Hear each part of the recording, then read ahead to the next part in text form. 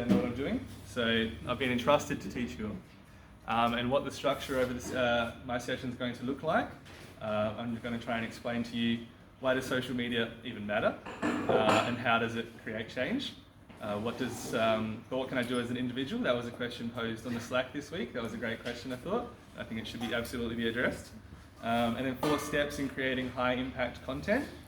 Extra tips for campaigning, going viral, can we plan for it? And what platform do I use for what?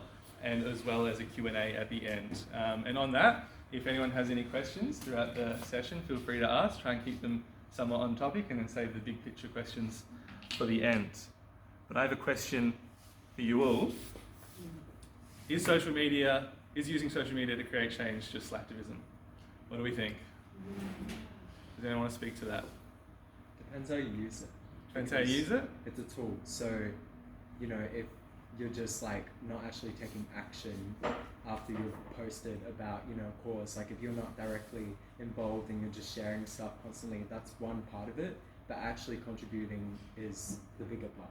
And being a part of like real world stuff, like being part of the action to whatever cause it is. Absolutely. Anyone else want to add to that? Julie? I think it's also really easy, like as people who like to, I guess, think that we are doing real world changes, to look at people who only post on social media and think like, oh yeah, that's cool, but what have you actually done? But if I think about like me and my demographic and my friends, a lot of the people only know about a broad range of social issues because of like the infographics that are shared on people's Instagram stories and things like that. So I think that social media is a really good way of informing people about change, but then as Aston said, to actually make that change, you need to follow it up with something. Absolutely. Anyone else? There was a hand over here. Oh yeah, I was just going to say that there's a certain age issue in that it's probably easy for people who are older to think that social media activism is slacktivism, but I think that's a bit of a misunderstanding. There's a lot of activism that goes on in social media that is relevant and crucial, and also as a networking platform that has a huge potential. I was hoping for more negative answers, actually. Yeah. Right. Perfect. In a way, it's like wasted energy in a way, because the power brokers, I guess, deliberately pretend not to look at it. I was writing a letter, don't post on my Facebook, and you said the other way. So you've got to have this really strong call to action to get people to get off social media. You've all nailed it, genuinely. It's an extra tool. You use it as a tool to create change on top of all of the extra things that you are doing. It just enhances your work. And on that, like, what can you actually do with it? It looks like getting way more people to come to your events. It looks like fundraising and finding new donors. It looks like encouraging participation in democracy, changing how people vote, or maybe even voting, such as the council elections that have just passed, or lobbying, such as reaching out to MPs. Drawing attention to issues that traditionally would never get attention due to the difficulty of communicating it. Loudly pressuring targets. I know that certain politicians may have been feeling some pressure today because of an action, and at that action we asked everyone to use social media. But like you've touched on, it rapidly speeds up our ability to connect, communicate and collaborate. You can network at a speed that we've never been able to network before because of social media. And I find most importantly that it builds power and influence to disrupt traditional power structures, which, when working with media can be quite difficult sometimes, and now we actually have a bit of an exciting opportunity to disrupt that narrative. And the man himself, David Attenborough, 2 years ago joined the world himself, breaking the record for fastest 1 million follows on Instagram ever. And first thing he ever said on Instagram was that saving our planet is now a communications challenge. And I think you've already touched it. It's absolutely integral that we're using this communication to further our activism. And social media is just an additional tool that, if used effectively, you can absolutely create a whole bunch of exciting change. So yes, why does social media matter? Well, I think this is like a daunting fact, and it's only getting worse, that the average Australian looks at their phone for at least 150 minutes a day. That's like 2.5 hours, and that figure's getting worse. If you add it up over a lifetime, it's something like a whole bunch of years. And over COVID, that number blew out even further. And that's because they're designed to be addictive. And I want to flag something throughout this talk. We're using social media to create positive change, but there are absolutely so many fundamental issues with social media that we need to address as well. But that's not the purpose of this session, it's how to use it to create change. But it matters because what traditionally took 6 months to organise or achieve can now happen overnight. Classic example that Craig alluded to in his was about the Civil Rights March, and getting a massive amount of people to that protest probably took 6 to 12 months.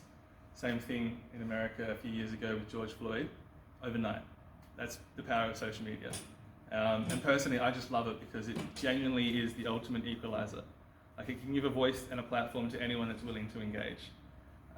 Meaning, if you have to go through traditional and conventional media, it's actually really difficult to get your story across. Whereas if you're using social media, you can do that. And I just really think that nothing's been the same since the 2016 switch to when everyone realised the power of social media. We, as positive change makers, maybe took a bit more time. That's why we saw Brexit happen, we saw Trump happen. But then this year, I think the 2022 federal election was largely thanks to a lot of work that a lot of people did online. No media was really talking about climate change. Both major parties were failing to really address climate change and talk about it, and yet it was arguably the climate election. We saw the Teal movement, and where did a lot of that come from? A lot of community work. Social media is just an additional tool, but social media played a huge part in that. Can you give my example? Of? Fundraising? Yes, sure. So, I used to run a charity in Cambodia, or social enterprise, and we used to do a lot of fundraising. And we'd do like movie nights and like quiz nights and different stuff. And we even made a doco of a bike ride from Vietnam down to Cambodia with a professional crew and played that at different events and raised like, I don't know, 30 grand through the events and stuff. And our events would raise like somewhere between sort of $3,000 and $10,000 depending on how good they were. And we did that for years. And then last year, so I lived in Myanmar for 3 years working on a health project, and the military government took over, and the whole world was sort of aware of what was going on in Myanmar, and all the expats and all the foreigners that were engaged in Myanmar was very much aware, so it was all going through social media. And I managed to raise in like 8 or 9 months about $100,000 just looking at Twitter and posting on Facebook. That's all I did. It's immensely powerful. So And what happened in 2016? I think Cambridge Analytica saw the power of using data and using that data to target people on social media. And That was that's, at Trump, like that's the event you're talking about. well, Brexit was the first thing that they were really powerful in, Yep. and that was in 2016, and I think Trump was that 16 as well? Yeah. Yeah, but same concept, just using social media to really influence change. And even like overseas characters, like Russia was heavily influencing Americans to vote certain ways because of their power on social media. Steps in creating high impact content that goes through that exact sort of question. Is it just good content, or am I doing extra work? And I'm going to try and break that down. And I think there kind of are 4 main steps to think about when you're trying to grow and make good content, educational content, content that breaks out of your echo chamber, all these sort of things that matter. And the first one being awesome spotting, which I call awesome spotting. And what that means basically is before you even think about posting anything or what to post about, you have to start reading the landscape. So what are people already talking about? And can you relate that back to what you're going to be talking about, or an idea that you can generate because people are already talking about it? An example I'm thinking of right now, like on budget day, should you talk about something else, or should you talk about the budget relevant to what your issue is? Because it's going to do a lot better if it's budget related. What is trending? So you can use tools to see what is trending.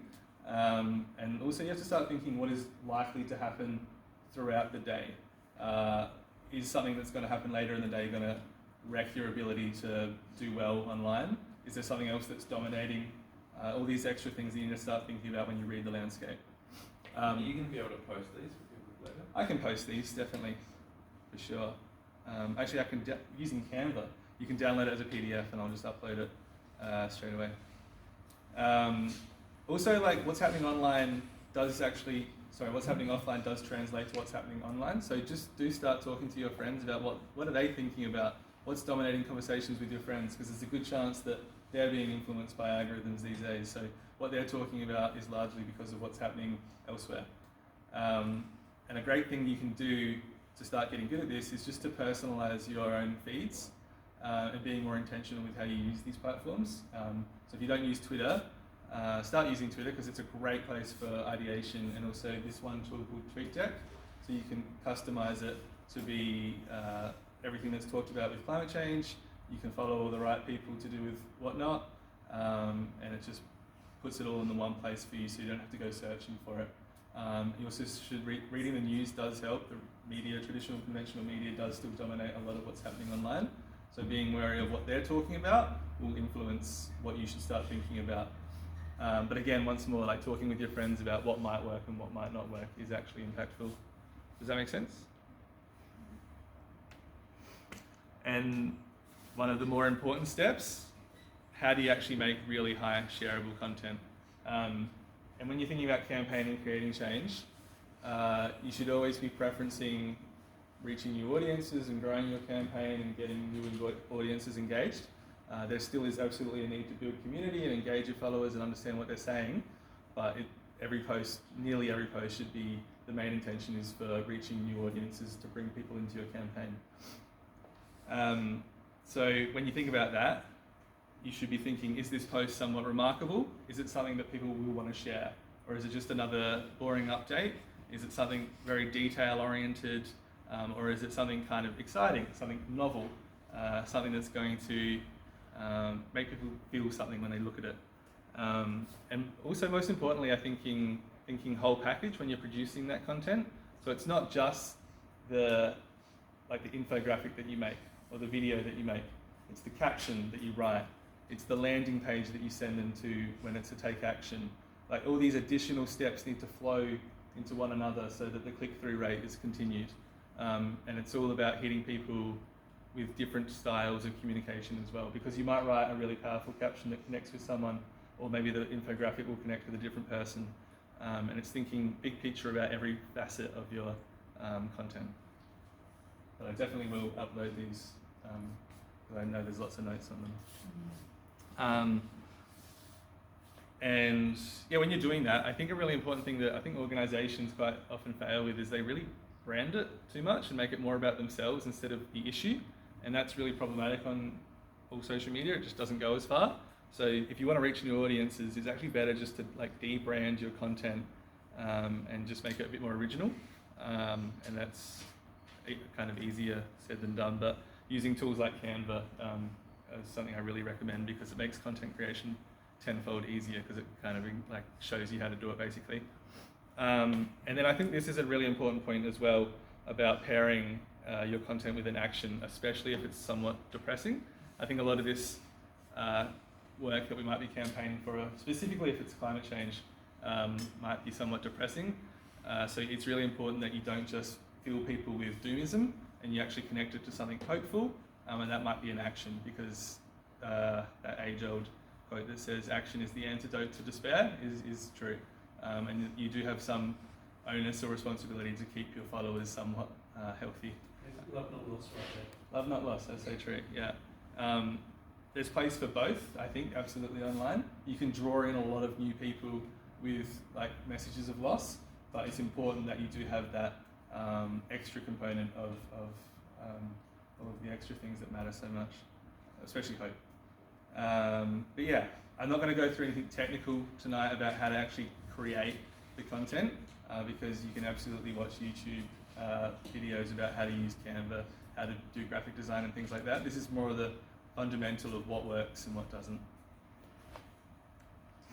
And these are two examples of highly shareable content, two things that I've made this year. That's a campaign that I did at the start of the year about saving our outback with a pastoral bill that was overturned. And it was just highly shareable across all platforms because it's simple, it encapsulates the problem, which was 40% of our state is at risk of a bad piece of policy that's going to degrade our environment.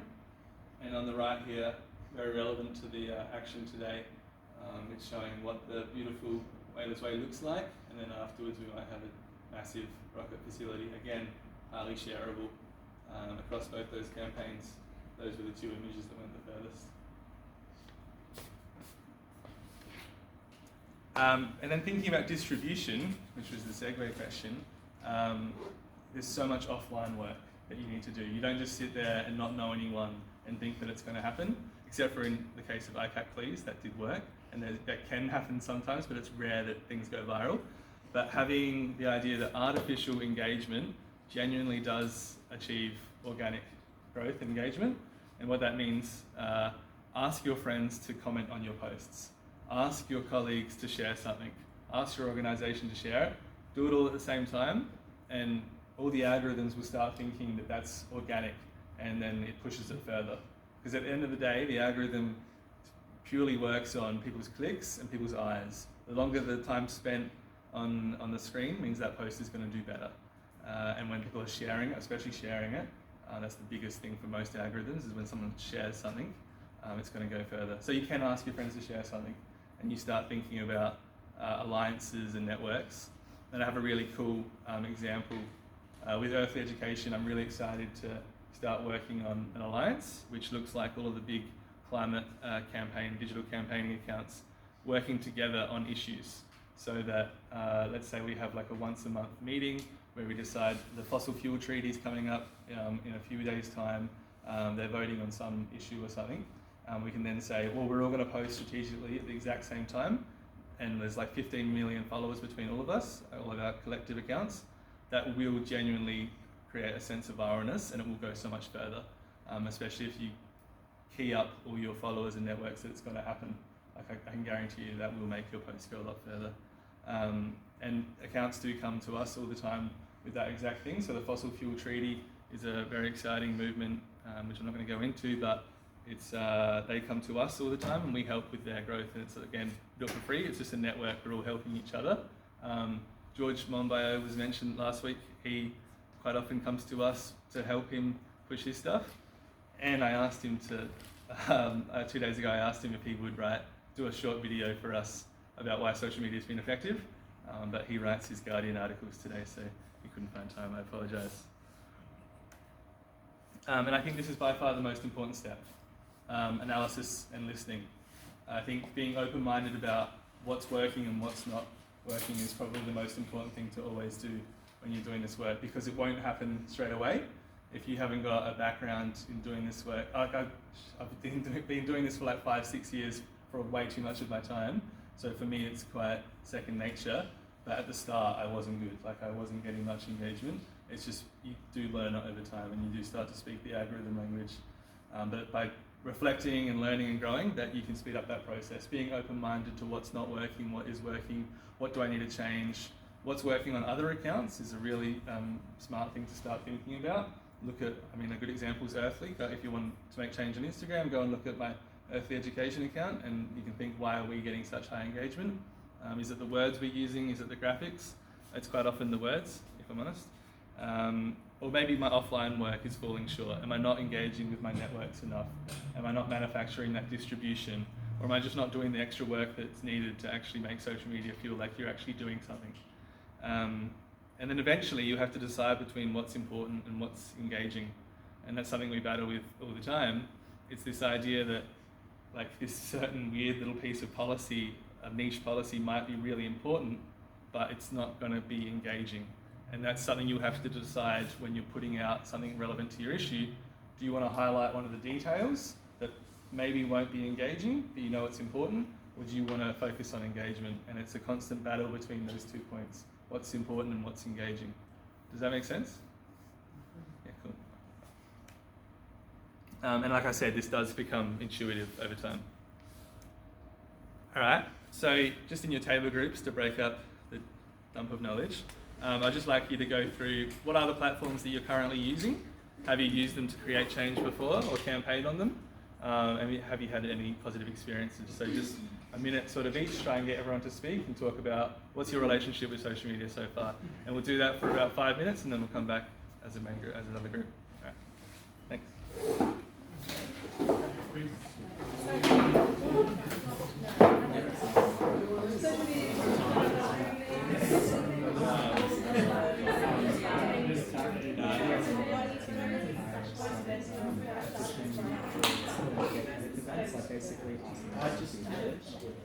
this is something that Policy Australia had been thinking about doing. We wanted to launch it, and then again, we actually then we had two running at the same time. We wanted it quite much.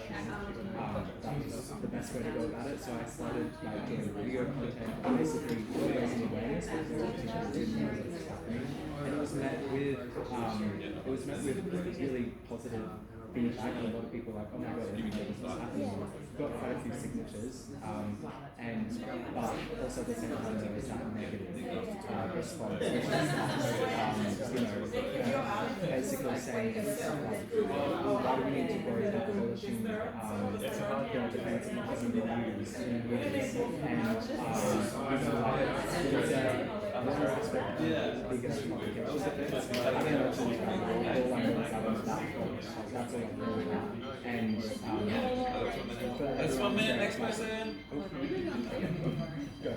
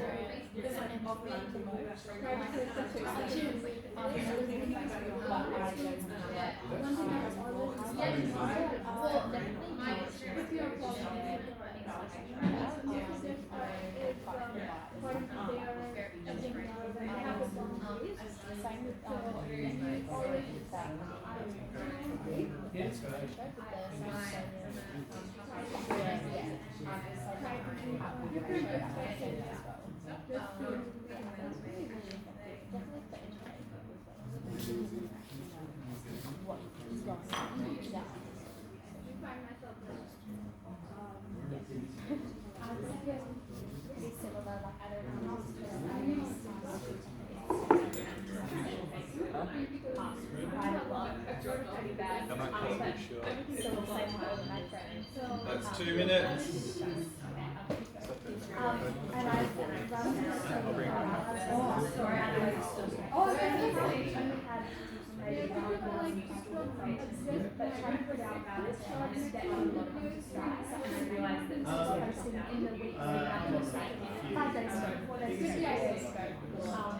And the way that it works is that people like kind of share that knowledge stories, and that's the key.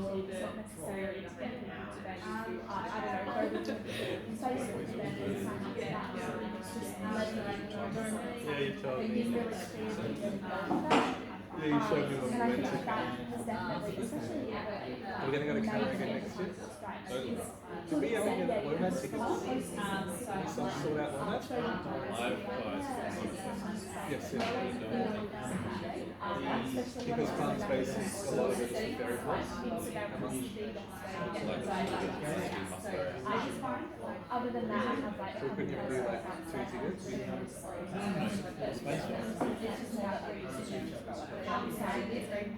We could do what we did last time. We could that forum bit and how we had that like Yeah, I've got no problem doing it. I'm just figure out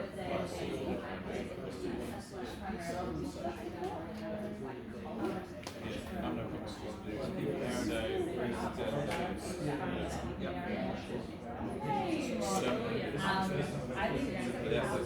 I do the digital calendar basically, so we don't magnification.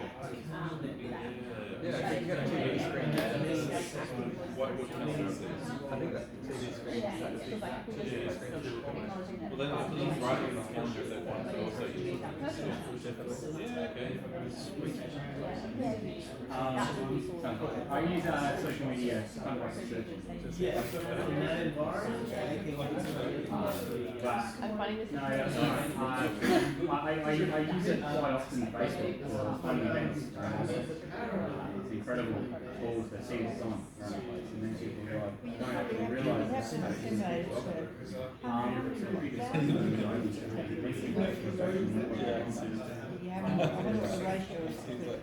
Last 30 seconds, then we'll bring it back. Facebook was an environment where people posts out there that are almost not linked in a professional sense.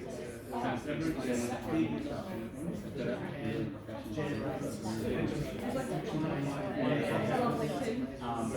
it's kind of leveraging your own. But I love Red. It's great.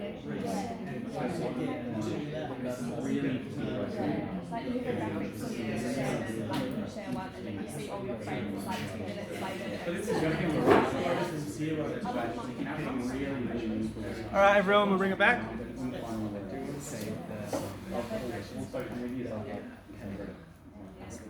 All right, thanks for that. I'm going to race through this bit. It is somewhat useful, but I thought we could just talk about what platform I should use and for what. So just show of hands, who's using Facebook? Most people nearly, yep. It's definitely the most used platform. Typically older Australians though. It's likely to stay number one for a while though.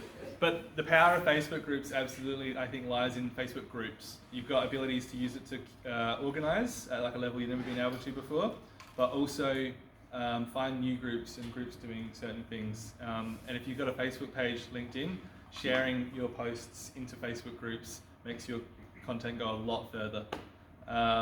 A Facebook page, again, pretty difficult to get over media companies on Facebook. Like media dominates, especially in Australia, media dominates the algorithm on Facebook. But again, utilising groups is really powerful. And I think it's actually the best platform for ads. You link them to events or take actions. I would always use Facebook. Just a quick question on Facebook, mate. Yep. I've noticed when you have Facebook pages and whatnot, they seem to have very little to no engagement compared to the likes of Instagram. You see some posts which would get tens of thousands of likes on Instagram, get a dozen Yep. likes on Facebook. Yep. You know, why is that? Because it's dominated by media. It's Okay. actually really hard to get organic growth on Facebook. Yep. I'm pretty sure there's a deal between the Australian government and media companies and Facebook to promote media entities in the algorithm. Yeah. They're also highly charged, and everyone wants to know what's happening. And a lot of people use Facebook for news. Sure. It's just really hard to have your own page, but that's why you should always share it into groups. Because that post, like some of the things I've done, like my post on my page has like 1 or 2 likes, but inside a group it might have 300, 400 likes. Right. Yeah. And is it the algorithm tuning it down to make you pay to spread it? Yeah. Yeah. Like it's Quick, got- blink.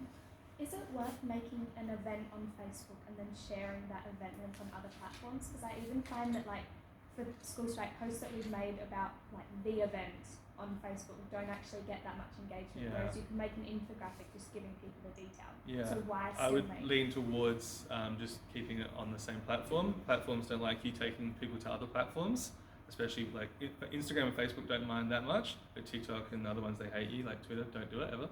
I just wish that eventually Instagram would have its own events, because the event feature is pretty useful because it gets people in the calendar.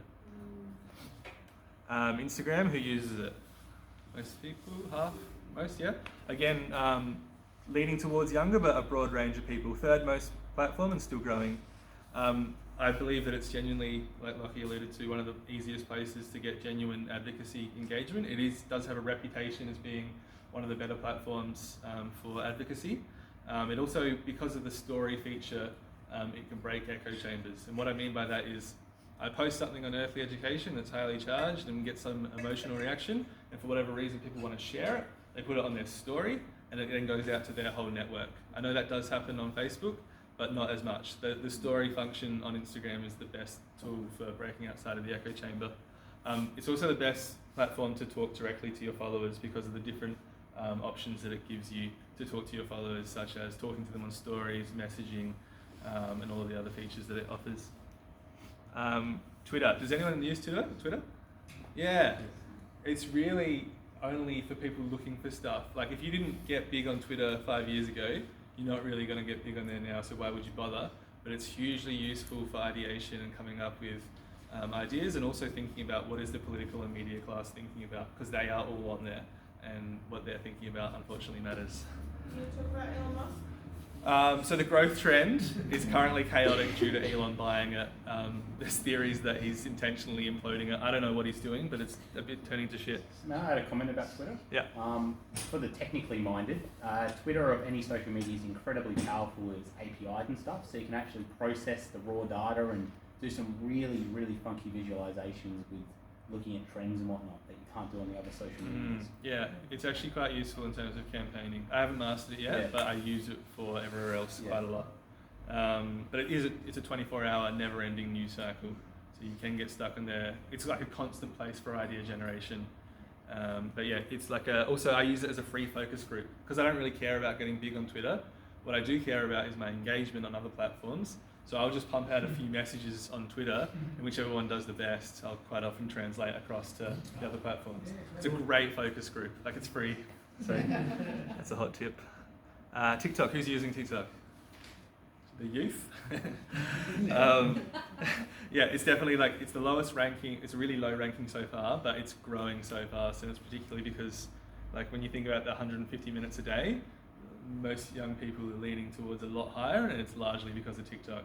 TikTok has the most addictive algorithm. It's like almost scary. Like when I was doing ICAC Please, like I found myself getting trapped on there, and I don't get trapped. Like I'm barely looking at content anymore. I'm sort of just doing work on there.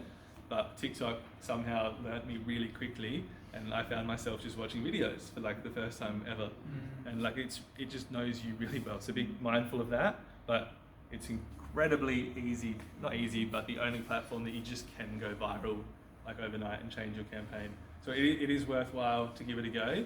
It's hard to build a platform, but there will be a moment at some point that TikTok will just into an open goal and it'll give you a viral video.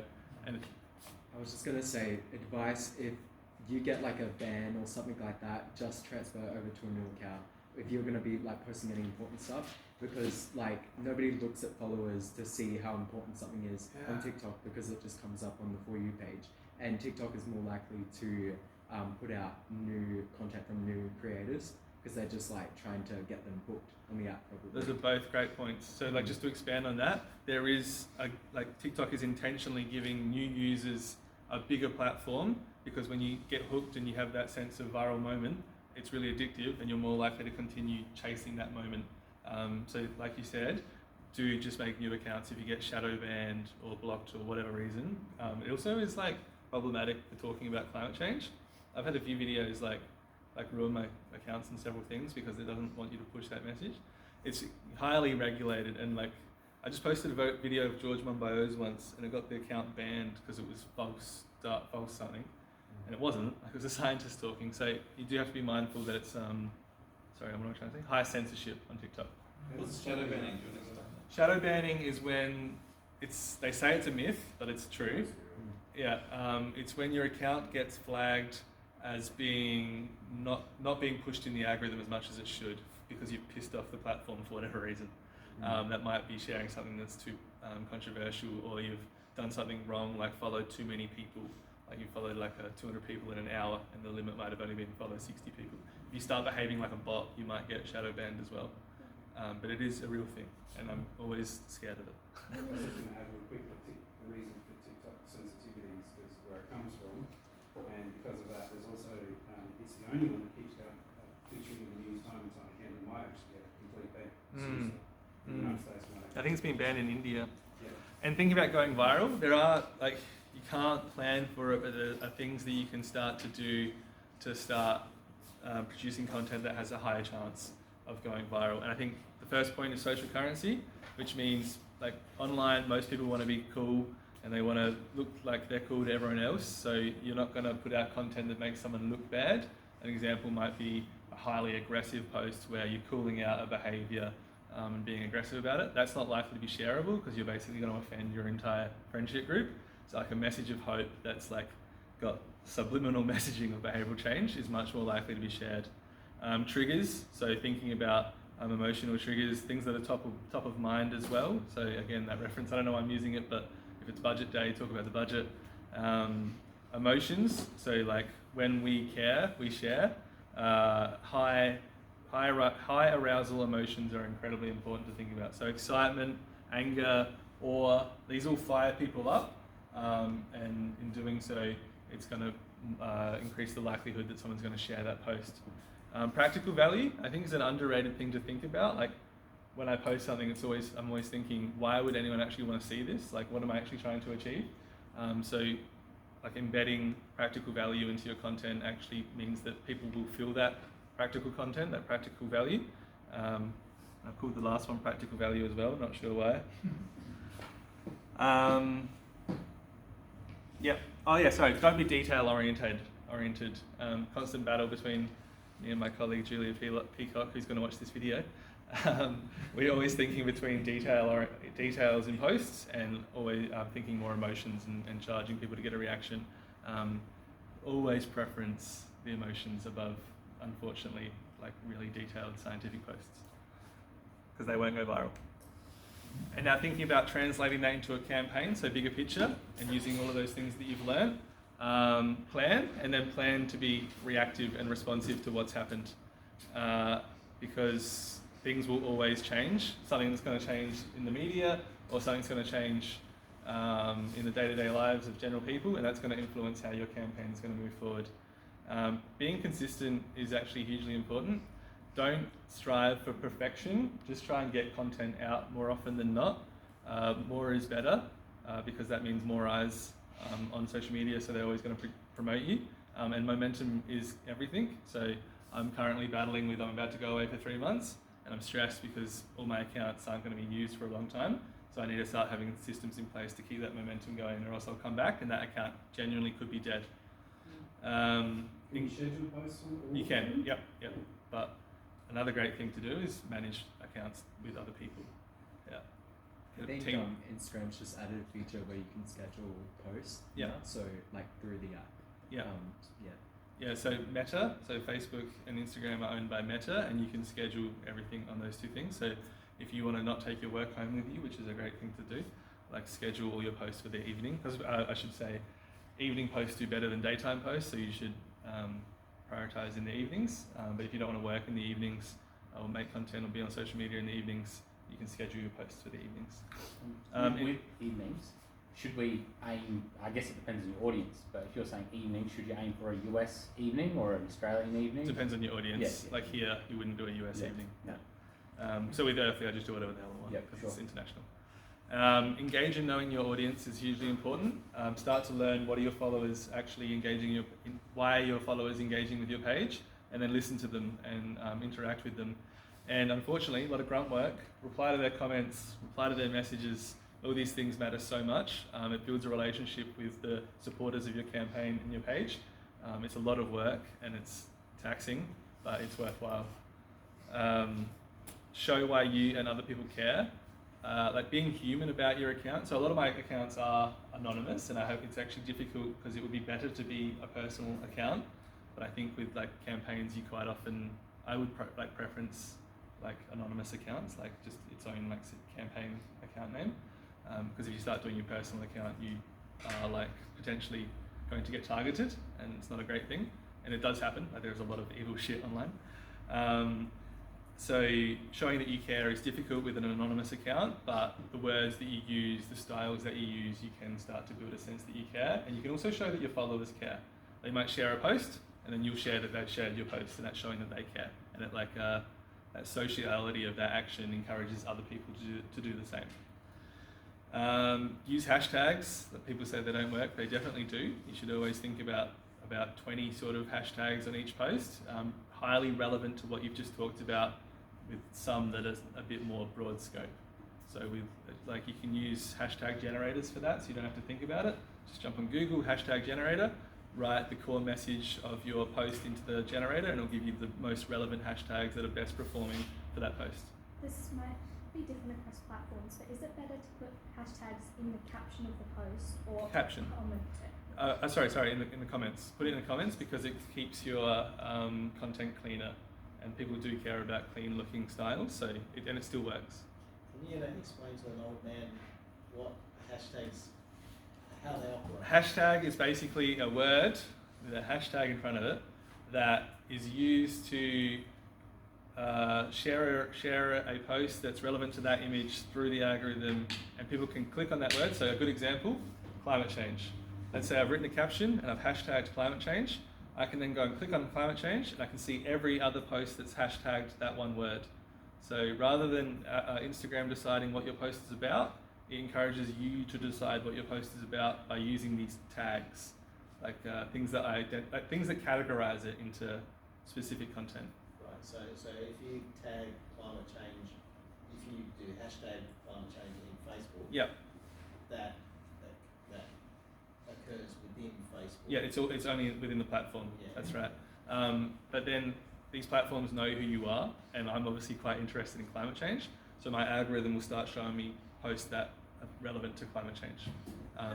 So yeah. Sorry, how do you know how much they work? I've never used So that. once you start making accounts, you'll start learning how to look at the metrics and thinking about how many likes you're getting, how many shares you're getting. But you can also see how much your post is being seen by your followers versus non-followers. And if it's non-followers, it comes from three main sources: people sharing it to their story, people tagging, but the biggest thing's hashtags. So you can actually see where people are coming from. And when you think about analysing and reflecting to be better, these like looking at your metrics is something we should all definitely do. Does the hashtags influence the algorithm? Like you're telling the algorithm your thing fits in this part. Does it influence the algorithm? Like if my algorithm is feeding me climate action stuff, Mm-hmm. and you've put climate action hashtag in yours, Yeah. does that then like make it more likely to come up for me? Yeah. Yeah, absolutely. Sorry, that was sharing hashtags, and what's the third one for non-followers? People tagging new content. tagging. Yeah. And I think if you take one thing from this session, this is genuinely the most important question that I ask myself every time that I'm making a piece of content. Is this post shareable? And if people share it, will people that don't know about the issue understand it? So if you were to grab an isolated issue and it's highly shareable and they share it, would everyone that's never engaged with that issue before understand it? So you need to bring people in with a all-encompassing message that it's difficult, but it's all-encompassing, that encapsulates everything that's going on and draws people in. If you're sharing something that only, like quite often as change makers and people that are doing this work, we are privileged to so many ideas that most other people just don't think about. And you just have to constantly remember that no one is near this level of like knowledge with this work. And like 99% of people are just thinking about dinner or whatever's on TV or something, more often than not. So like being exposed to these additional things, like just our campaigns, people have never heard about them before. So you want to speak to them like it's the first time that they've heard that issue. And I don't know if this is rude, but quite often I'll think about writing as if I'm writing to an 8-year-old, because that's the best way to make sure What that... Einstein said. So these are the sources that I've used for this presentation. It's a great thing that if you want to learn more how to do social media or anything to do with change making, should engage with the Commons Social Change Library. I use Canva for this. I use it for all my content that I make. It's saved my time immensely. And I alluded to this earlier, but my offer to you all is that thinking about your issues that you put forward, or just any issue in particular that you're passionate about and what you've learned tonight, if you want to, you can create a piece of content, and I'm happy to liaise with you and workshop what that might look like or feel like over the next 2 weeks, the remainder of the fellowship, and we can push it out on South Wales Nature, which is a fairly large platform. And maybe we can consider collaborating. If you want to start a campaign with something, a really beneficial thing for your campaign would be to collaborate with South Wales Nature, meaning I can gift your new campaign a whole bunch of new eyes. And we can speak more to that in the break if you want. But in your table groups, how much time do we have? I've only got 4 minutes, so instead of that, final Q&A. Is there anything else about anything you want to know? Yes? Two things. Firstly, how do you stop from being condescending in your posts if you're trying to pitch it to an 8-year-old? Like keep it simple, but how do you manage the idea of, because it's people, depending on who you engage with, they can be a little, I don't know, challenged by it already. Yep. I think just genuinely having that being kind. You should just being kind, and like you're never ever going to change anyone's mind in the real world by being a dick and being like way too confrontational and aggressive. It's the exact same thing online. The words that you choose, the music that you pair it with, all of these things are about meeting people where they're at to change their minds. Does that make sense? Yeah, and sorry, the second thing, sorry, just quickly, the billionaire thing, is there going to be a crowdsourced social media platform that's not going to be billionaire funding? Mastodon is apparently where everyone's going, but I find it really clunky. Also, most people that may have that knowledge probably already know of it, or if they don't, they're seeing it for the first time as well. But also, if they're going to be sharing it, say it's on Instagram, they know that a lot of their followers might not actually know anything about it, and so that gives them because there's a lot of things that I might not have a lot of knowledge about, but there's no point in me just putting that on Instagram when nobody has any context. So just sharing a really simple infographic is I may have a lot of knowledge on that, but my followers probably don't know anything or may not know anything, and so it's beneficial in the long run. And I don't know if I'm saying. No, it's true. I think just that notion of meeting people where they're at. So I do this offline as well as online, but I'll go and talk to my mates who are footy lads, and I have to actually work up 10 minutes of conversation to then find the right moment to introduce an idea. The same thing is online. You can't just bombard someone with something highly charged and confusing, or they're just going to look at it and go, well, I didn't get that, or they might actually be upset. So yeah, you absolutely have to think about meeting them where they're at. It is, but it's worth it. Diana I was just thinking, instead of maybe aiming it to the language of 8-year-olds, perhaps think about talking to people with English as an additional language, because you have to be very clear and simple, but also get your message across. This is so true. Yeah. It is true. Especially with science. Science is a real barrier. So that's a good point. Just wanted to understand, is there a routine that you follow? For example, you said you spend 3 to 4 hours sometimes. So how do you know when to stop, when not to be perfect, or reach that state? Or this was a slide. Yeah, it was a slide that I was going to include. Is about how to look after our own well-being when doing this. I genuinely don't think I'm the right person to answer that. I feel like I'm not meant to look this old. My girlfriend hates that I'm as soon as she goes to sleep, I'll spend another 2 hours on Earthly, from 10 to 12. I'm absolutely trying to, there's apps you can use that lock you out of your social media between 9 p.m. and 9 a.m. You can just have rules like keeping your phone away from your bed where you sleep, these sort of things, and just prioritizing sleep. I'm getting way better with it. And you were talking before about scheduling posts, that's super helpful. And just understanding that you don't need to do it alone. Having a team that is sharing the workload is absolutely something we should all strive for. And yeah, I think I want to flag, it's a lot of work, social media, so don't bite off too much and try and bring people in. And when you share and collaborate on ideas with other accounts or networks and build those alliances, it makes the work a lot easier. Yeah. Anyway, lots of questions. Yep. Is it worth deleting hate comments or responding to hate comments, or just ignoring them completely? You have to find the middle ground, I think. That's my take on it though, but I'm leaning towards engagement. So my friend Jess, who's a climate psychologist, she removes it all. She wants to create a really wholesome, positive vibe for all her followers in her comment section. I think that's probably the best thing to do for people's mental health. But by having those comments there, you're going to start fights in your comment section, which is hugely beneficial for your posts. I might edit that bit out. Is that like an influencer argument, Reese? Yeah. So you need to make the right call. If someone's just being an absolute dick and just spreading disinformation, I would delete it. Or sometimes what I'd like to personally do is just own them in a nice enough way that you're going to see then that they're going to have 1 like on their comment and my response is going to have thousands, and it's just showing that their way of thinking is shame. We should shame that. We should shame that style of thinking, and this is a nice response that you might like to use next time that someone says that exact same thing, because that will happen.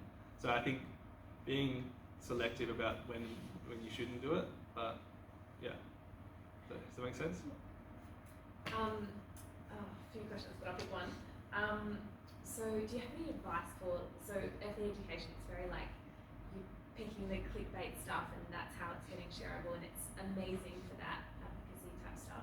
Do you have any advice for, say, a platform that's a bit more just education and events and a bit more probably can't get into that hairy stuff quite as much? Because I find from the platform sharing a lot of events and there's so much going on, and that can just bombard. Should we break it up with other stuff? Yeah. If you're posting the same thing and it's very much about just do this but not sure why, then people will shut down, I think.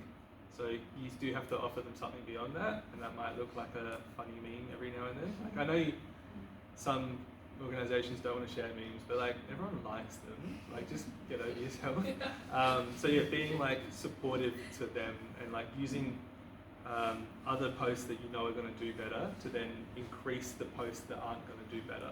And you can do that on Instagram, because when you bring people into your followers, they are more likely to see your posts, especially if you have a real strong sense of community and doing all those things like replying to comments, replying to messages.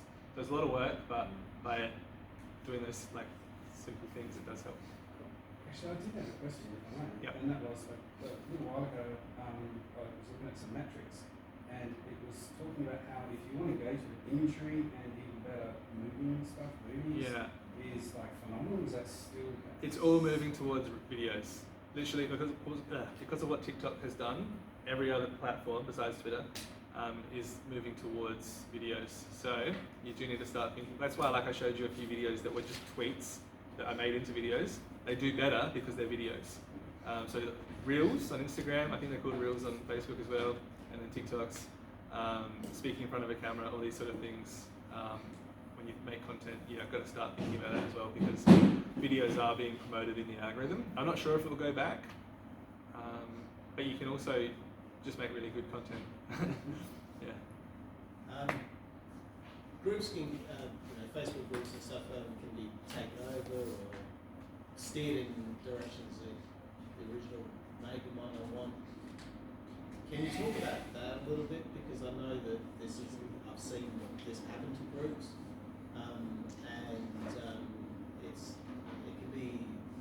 it can be a very organic process, but organic things can cost.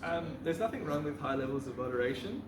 So the group norms that we have for this, getting everyone to agree to those Facebook group norms at the start when they join in, and then if someone's disobeying those norms, like they're being a dick for whatever reason, you can just get rid of them. No, I'm talking about like if you're running the group with other people. Are you talking about Facebook groups or groups?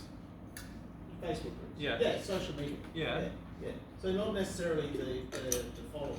Yeah. But the people that you're working with. Oh, that's a people problem. Yeah. Yeah. I'm not dealing with that. That's hard.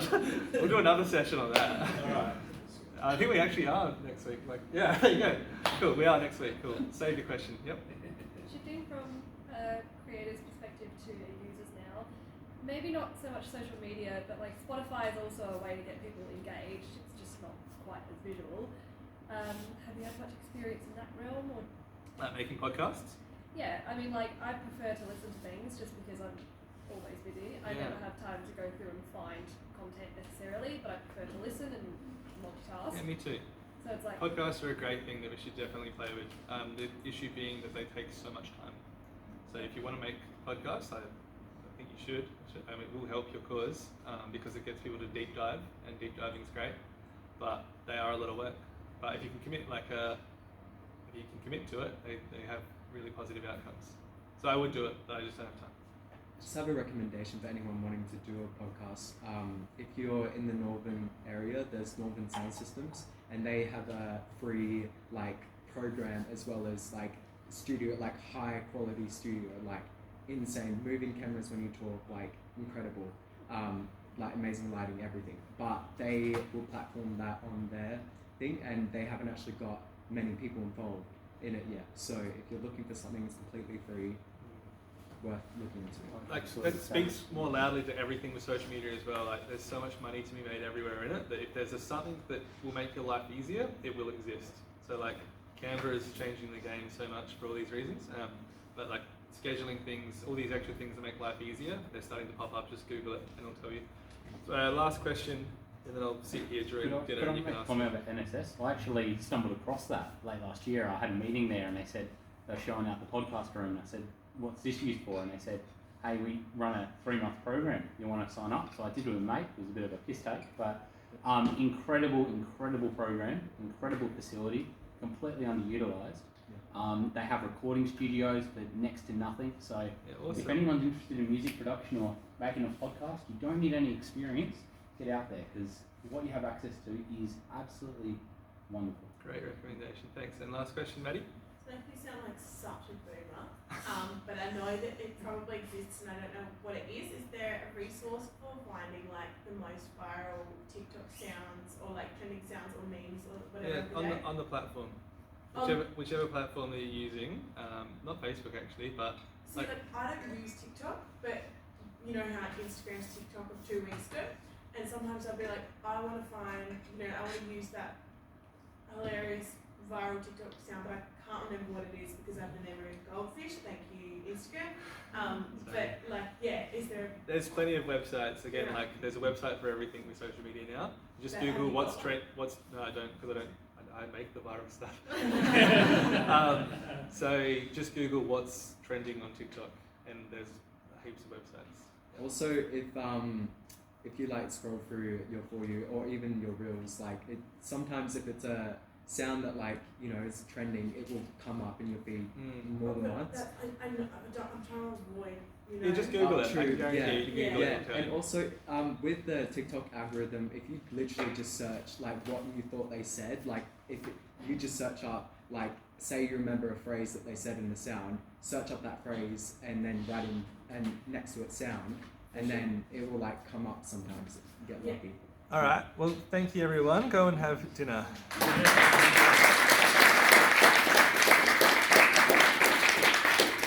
But genuinely about South Wales Nature, like if you do want to push a campaign or anything like that, feel free to message me on Slack over the next 2 weeks. And I'm also just going to sit up and have my dinner up here, so if you want to ask any more questions, you can come and ask.